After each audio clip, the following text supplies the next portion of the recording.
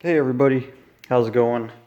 So we got our second coat of black applied on the 3A. Came out really nice. Um, Came out exactly how I wanted it to. Came out really nice on the top, not so nice on the bottom, which is exactly what we were looking for. Even around the power chamber areas where the bells are kind of close. I know the lighting is really crappy for this, guys, and I am sorry. I'll show it off more tomorrow, but the paint starts to get a little thinned out down near the bottom. There is a little bit of overspray on there. Same thing with around the foot and then the bottom of the power chamber in between the manifold there. That's a little bit lighter sprayed area. But overall, she came out really nice.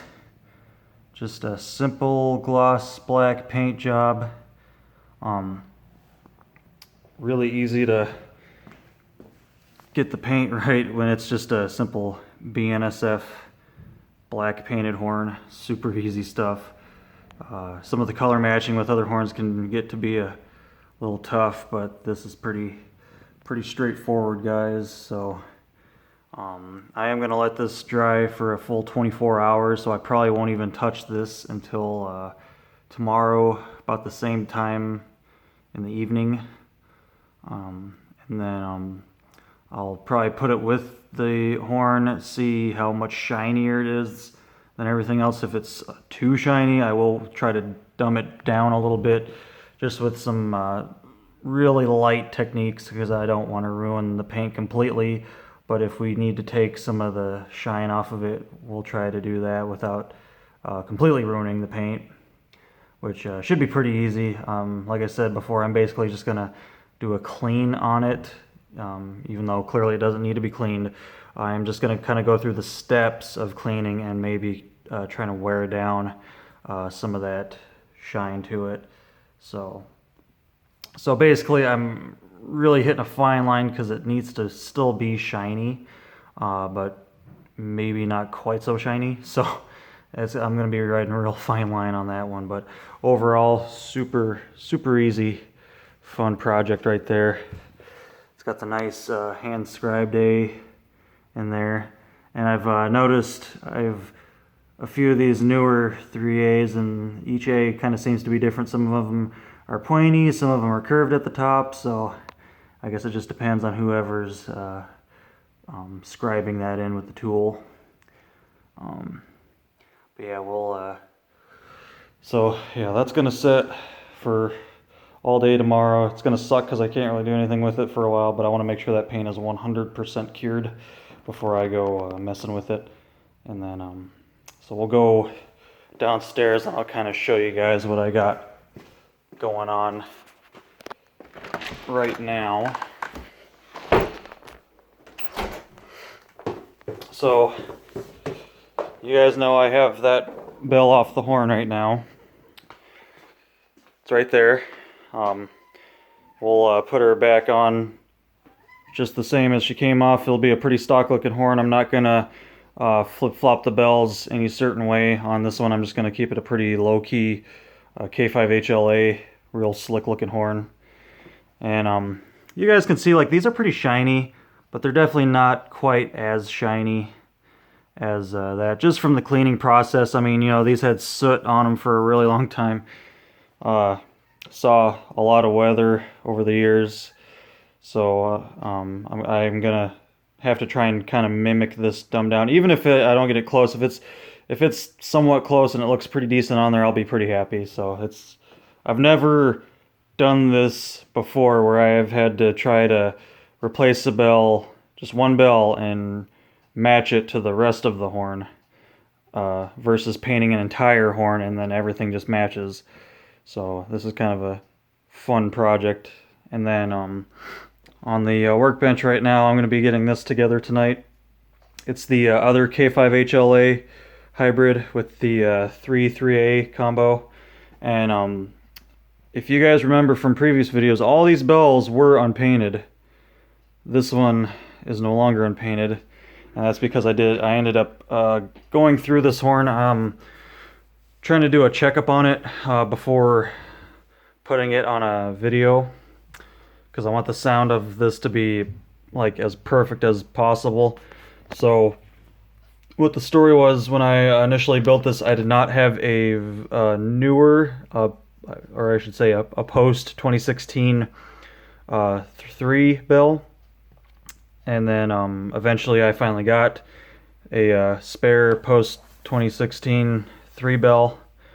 So this one is gonna take the place of the little bit older 3 that I had on there. I think the original 3 that I had on there, I believe that was second run RL, because it did not have the spiral cut on the on that part. It was all, so you guys can see it's got the newer machine cutting on there. It had the older lathe lining on it, so it was a second run raised letter bell. So this is a post 2016, so it's right up to par with the rest of these. Sucks that it's not unpainted, and it is a another former BNSF bell, as you guys can tell. Nice shiny black one. As far as painting this horn goes, I think I'm gonna try and do it in a CSX color. I know I'm not really modeling this after a CSX horn, because I'm actually doing this after the 8105 horn, but it is a much newer rendition of that with all post 2016 bells, so it's a lot newer. Overall the sound is going to be pretty much the same, but since this is kind of its own beast, I'm probably going to just repaint this one. I'm either going to do it just a CSX blue or BNSF black. I'd like to do another CSX K5HL, especially with this being a K5HLA hybrid. And I think I found a paint that's pretty darn close to Big Blue sitting over there. So I'm actually going to take a junk bell. I'm going to test the spray paint on it, see how it cures, and then I'm going to compare it to that girl out there and see how close I am. If I'm pretty close, like I think it is going to be, then this will become a CSX horn. If not, then I'm just going to go with the easy option and just do all gloss black on this whole horn for a BNSF look. So that's yet to be determined. But this one's all ready to go back together. I cleaned everything, inspected everything, did the bell switch that I finally was able to do. And we'll get everything back together. It's got a 118K tag. Tag's a little scratched off, and normally I'm not one to really want to paint the tags. Normally I'd put a lot of effort into unpainting them, but when I got this one, the Nathan was already kind of coming off there, so I'll probably just whatever railroad I do decide to go with on this one, I'm probably gonna do a full paint on it assembled, and try to do like another railroad replica paint horn where it's really good in some areas, a little light on some of the areas of the manifold where the spray really can't get to. Normally in the past I've been pretty tight on anything I've painted. I've had completely disassembled. I've sprayed every little nook and cranny as even as I could. But that's just not realistic. I mean, yes, it looks nice. Yes, some horns do get painted that nice. Just depends on whoever's painting it. But very rarely in the modern day railroad are you going to find a horn that doesn't have some type of missing paint, or like where paint just didn't get applied very well. Because I mean, they're just there to get painted. They're not really trying to get in every little nook and cranny very good. So I'm kind of it's kind of easier for me, honestly, to do a railroad paint than or like a railroad paint style paint job than to actually do a full disassembled paint. Um, just from a couple things, less taping that I have to do, less time in painting if I'm doing everything at once and not doing one piece and one piece and one piece. So that's pretty much what we got going on, guys. Like I said, I'm going to throw this one together tonight. And hopefully tomorrow, I want to get some sound for you guys. I want to get some sound of this K5HLA. I want to get some sound of this K5HLA. I've been dying, ever since I got it together, I've been dying to hear this brand spanking new K5L. And it does have the deep board too. So we're going to try it with that. I do have a raised letter non-board too. So if I'm not really liking how it sounds with the deep board too, I will see how it sounds with the shallow bore too. But I'm just gonna try this kind of newer post 2016 bell arrangement and just kind of see what it sounds like. So really excited for that one.